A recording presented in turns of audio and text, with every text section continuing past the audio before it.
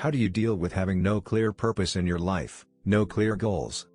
It's something I've just recently realized about myself. I feel like I have no purpose in my life, no clear goal to strive towards. I know that I want to work in future as a software developer, because that's one of the only jobs in my country that pay well, but besides that, I have no clue what I want. I was in a similar place when I was in my early 20s. Here's what worked for me, maybe it can be of use to you as well. Start small. Work towards short-term or immediate goals, things you want or would like to do, and don't worry about your overall purpose or goals. As you achieve these things, your life starts to narrow and focus, and your short-term goals start being replaced by medium-term ones, and then long-term ones. For me, it started when I saw how much I had paid in rent over the previous year. I thought, this is ridiculous, I could afford a house for this money, and a light bulb went off. I was working a dead-end job and had no life goals, but buying a house became my immediate goal. Worked my ass off, and a year later my wife and I bought our house. After that, we started thinking about kids, and that made me reflect on my career and decide to change and improve my career path. Everything started cascading like dominoes after that, falling into place. These sorts of life changes and goals, while not a grander purpose, help you realize what it is you truly want to do, be, and go in life. That's when the larger picture starts to reveal itself to you. I think Tim Minchin said it best in a 2013 speech he gave at a university. You don't have to have a dream. Americans on talent shows always talk about their dreams. Fine, if you have something that you've always dreamed of, like, in your heart, go for it. After all, it's something to do with your time. Chasing a dream. And if it's a big enough one, it'll take you most of your life to achieve, so by the time you get to it and are staring into the abyss of the meaninglessness of your achievement, you'll be almost dead, so it won't matter. I never really had one of these big dreams. And so I advocate passionate dedication to the pursuit of short-term goals. Be micro-ambitious. Put your head down and work with pride on whatever is in front of you. You never know where you might end up. Just be aware that the next worthy pursuit will probably appear in your periphery. Which is why you should be careful of long-term dreams. If you focus too far in front of you, you won't see the shiny thing out the corner of your eye. The whole speech is fantastic. It's equal parts funny and wise and very thought-provoking, and honestly one of my favorite pieces of public speaking. We live on a pale blue dot in space where our only purpose is to choose our own purpose. The exciting thing about not being given a clear, direct path or purpose is that you get to craft your own out of whatever you desire to do. If you're lucky, you've got 80 years to try out being a software developer, burger flipper, lawyer, astronaut, or whatever you want your life to mean. If you want to do something, all that's waiting is for you to choose to do it. Depends what you mean by no purpose. Used to be I thought I have no purpose, no goal in life, there's no point to living, I'm just existing day to day. I was depressed and ended up trying to kill myself. If you view life like that, go get help. You are probably depressed, and not addressing it won't make things better. Now, I don't have a goal or an overarching dream to aim for, and I love it. A lot of my past problems came from thinking I had to gun for that house, family, big job, 2 cars, yada yada. I let go of all that. I don't have a goal, I don't have a purpose besides being happy, so I just live. I do what makes me happy when it makes me happy. Find a hobby. Your purpose will progress. 1. Your purpose is to kill time and have fun enjoying that hobby. 2. Your purpose is to improve at that hobby. Maybe even to make more money to support that hobby. 3. Your purpose is to become good enough at that hobby that you can use it to help others, even if just to entertain, or that you can do that hobby competitively. 4. Your purpose is to teach and mentor others who are new to the hobby. Let's say you pick up guitar. You start off just having fun learning the basics. Then you find a style you like and you really work to improve yourself so you can play the songs of that style. Then you join a band and start playing gigs. Then you teach classes, or make videos on YouTube that help people learn how to play. A lot of similar thoughts in here, but my philosophy has always been that since there is no universal meaning to life, it means that every person gets to decide what life means to them, and that's okay. Life's goal can be whatever you want it to be as long as you're not intentionally bringing harm to others. So make up whatever meaning you want life to have. Find what makes you happy and get better at it. Or find solace in simple pleasures and just enjoy things you love day by day.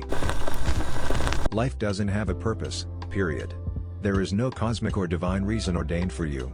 You have to go out there and find what you like/dislike. Find what you want in your life, and find what you want to cut from your life. There's literally thousands of potential futures for you out there. Life is a choose-your-own-adventure book that you get to write. After I had a big midlife crisis, I changed careers, changed relationships, eliminated the things that didn't improve my life and found the things I did. For me, I found out I love rock climbing and left behind a lot of drinking companions and nights I was too drunk to remember or enjoy. I have had a lot of adventure and it has been an ongoing struggle to leave my comfort zone, and I still have no definite feeling of purpose, but it turned out the pursuit of happiness is a good goal. The answer is that you must realize you don't need to adhere to society's unrealistic pressure that every single person must live world-changing lives. That's not how things work. You should just be happy doing whatever makes you happy. You have a goal to make a good income, that's more of a goal than many people have. Dedicate yourself to that without worry about the rest. Once you complete that goal, another will present itself. To be honest, this is a problem of being born in a developed country. In a poor country, your life goal is to make money and make a comfortable life for yourself. Buying your first sofa, first fridge, first TV, etc. are all gonna make you happy.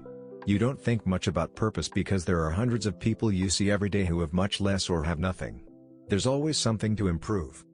In developed countries, everything is easy. It's pretty hard to actually be different from the crowd. Everyone owns a car, a house, and have a wife and kids. No one is content because everyone in society have those things, unlike poor countries. The solution is meditation and yoga. The universe itself doesn't have purpose according to Vedanta philosophy. It just exists. So puny humans having purpose is comical. So don't worry about purpose at all, learn to be present in the moment and learn how to control your mind. You'll be fine. You can live a happy life without meaning and purpose. If you really think you need some goal to strive for and can't think of one, just go do stuff. Anything, anywhere, buy books and watch lectures on weird topics, follow someone else's interests, go to festivals, just whatever. Eventually you'll just find something or someone interesting. Don't be picky, so long as it isn't lethal. There is no replacement for experience, and you get experience doing everything, place, person you can. Do your stardust. If anyone has the idea they have a purpose in life, they've fallen victim to an illusion. The size and age of the cosmos are beyond ordinary human understanding. Lost somewhere between immensity and eternity is our tiny planetary home. In a cosmic perspective, most human concerns seem insignificant, even petty. And yet our species is young and curious and brave and shows much promise. In the last few millennia we have made the most astonishing and unexpected discoveries about the cosmos and our place within it, explorations that are exhilarating to consider. They remind us that humans have evolved to wonder, that understanding is a joy, that knowledge is prerequisite to survival. I believe our future depends on how well we know this cosmos in which we float like a mote of dust in the morning sky. Carl Sagan, Cosmos. You have a goal, to become a software developer. Explore why you want to do so and see the fulfillment in that. Oftentimes I think people beat themselves up too much when they think about some grand picture of being rich and overly successful and whatnot. Just enjoy life. Do things you like, live in the great moments, and try to like what you have.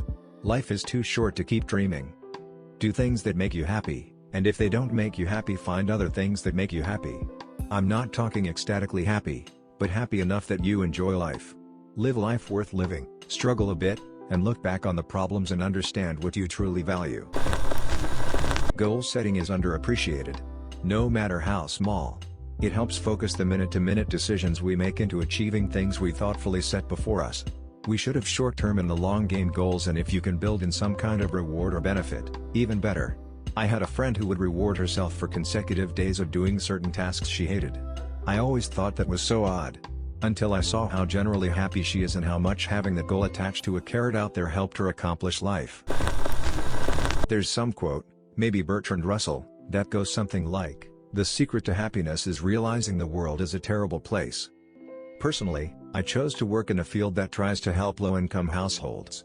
I don't try to fix all the problems and I don't think too deeply. If I do, I get depressed. I do enough to feel like I'm probably a net positive of the world. But that's it. Right now, I'm outside in my tiny little backyard. But the weather is very pleasant, the flowers are pretty, the breeze feels nice. There are surely terrible things happening elsewhere. But that's not here, and I'm not going to change it with anything I do over the course of the next hour, so I'm just gonna chill. Maybe read. Maybe have a beer. And spend a few days without the internet or TV or social media. Realizing the world is terrible doesn't mean you gotta pay attention to all the ways it's terrible at all times. You can do other things. I also find it helps to make stuff. Playing games, watching movies, I dunno. They can entertain me, but they don't nourish the soul. For me, it's writing, or making/fixing wood furniture. I made that, can be a nice feeling. Don't let Reddit convince you into thinking that anyone under 30 is doomed to never owning a home or having a good job or living somewhere with stuff to do or having enough disposable income to actually have a healthy emergency fund, savings account, and retirement plan going while still being able to spend on frivolous stuff every month. It's all out there for anyone that wants it. Excellent point. I'm a millennial and university dropout. My wife and I were 25 and both making $12 per hour when we bought our house. There was some hard, lean years both before and after, and only now are we finally starting to get ahead rather than play catch-up. This isn't some boomer bootstraps and work ethic type thing. The fact is, millennials and Gen Z have been dealt the worst hand in a century. But then again, so was the greatest generation. They came of age during the Depression and then were sent off to bleed and die in Europe or work to the bone at home. But look what they accomplished. They came back and built a country that prospered like never before and allowed their children, the boomers, every advantage possible. We're this century's greatest generation. We can do what they did. We can roll up our sleeves and get it done and rebuild the world as we think it should be. Yeah, I believe that as well. Another thing I've noticed so far in life is that despite how cliched it sounds, work ethic really is one of the best indicators for success in life. The people I've worked with that were or became successful all had one thing in common: they are ambitious and constantly put their best effort into just about everything. My wife has a good job for someone in their 20s just starting life after college at a tech company, but she has several coworkers in their 30s and 40s with families doing the same job as her, and they've been doing it for 5 to 10 years with basically zero career progress. They always complain about how unfair it is they haven't been promoted, how little they make, how hard it is to raise a family making that much, but they spend all their time at work playing on their computer or talking or running down to a coffee shop with each other, and their performance metrics absolutely suck. And they don't see a problem with that either. They've told my wife that she shouldn't apply for higher positions because they've been there longer, so they deserve it, even though these people have watched years worths of successful and driven new hires past them on the corporate ladder. I spent time in the military instead of college after high school, and it was basically the same thing there. People would bitch and complain about not getting promoted but wouldn't lift a finger to do a damn thing unless they were specifically told to, even if it was part of their day-to-day work. Much less spend time outside of work studying for promotion boards or applying to leadership schools. What's funny is the people with zero ambition in the military are usually the ones who keep re-enlisting, and I think it's because they're afraid to lose the steady pay and benefits and know if they got out they would have to succeed based on their own merits instead of the military holding their hand. People that were successful and driven in the service were pretty much always successful outside the service as well, even if they went into a career field completely unrelated to their military job. I got out and went to work for a company completely unrelated to my military job, and within a year I'm already making more outside of the military than I made while in, even after considering the cash value of the benefits you get from the military. I also know people that got out claiming to know people that would get them jobs making 6 figures easy that are now working at the gas station down the street. Sorry to write a novel at you. I just see so much negativity on Reddit about life's outlook for people, and it makes me think of shit like this. Thank you for watching Redditlore. If you liked this video, please like and subscribe for new content daily.